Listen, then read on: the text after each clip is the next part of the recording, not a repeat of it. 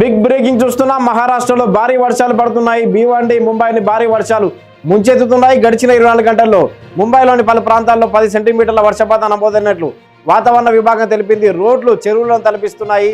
ముంబైలో వరద ఉధృతి పెరిగే అవకాశం ఉండడంతో బృహన్ ముంబై కార్పొరేషన్ జనాలకు కీలక సూచనలు జారీ చేసింది. లోతట్టు ప్రాంతాల ప్రజలు అప్రమత్తంగా ఉండాలని, అత్యవసరమైతే తప్ప ఎవరూ ఇళ్లలోంచి బయటికి రావద్దని కోరింది. సిటీ డ్రైనేజీ సిస్టమ్ను నిరంతరం పర్యవేక్షిస్తున్నామని, ఎమర్జెన్సీ సేవల సిబ్బందిని క్షేత్రస్థాయిలో సిద్ధంగా ఉంచామని బీఎంసీ అధికారులు స్పష్టం చేశారు.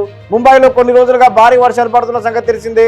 ఇవాళ ముంబైలో భారీ వర్షం పడే ఛాన్స్ ఉన్నట్లు భారత వాతావరణ శాఖ తెలిపింది. శనివారం రాత్రి నగరంతో పాటు పరిసర ప్రాంతాల్లో భారీ నుంచి అత్యంత భారీ వర్షాలు, కొన్ని చోట్ల అత్యధిక వర్షపాతం నమోదయ్యే అవకాశం ఉందని భారత వాతావరణ శాఖ హెచ్చరిస్తూ రెడ్ అలర్ట్ జారీ చేసింది. ఈ నేపథ్యంలో స్కూళ్లు, కాలేజీలకు మధ్యాహ్నం నుంచి సెలవు ప్రకటించారు. అత్యవసరమైతేనే బయటికి రావాలని బృహన్ ముంబై కార్పొరేషన్ హెచ్చరికలు జారీ చేసింది. ఎడతెరిపి లేకుండా కురుస్తున్న వానలు, ఈదురుగాలుల కారణంగా జనజీవనం స్తంభించింది.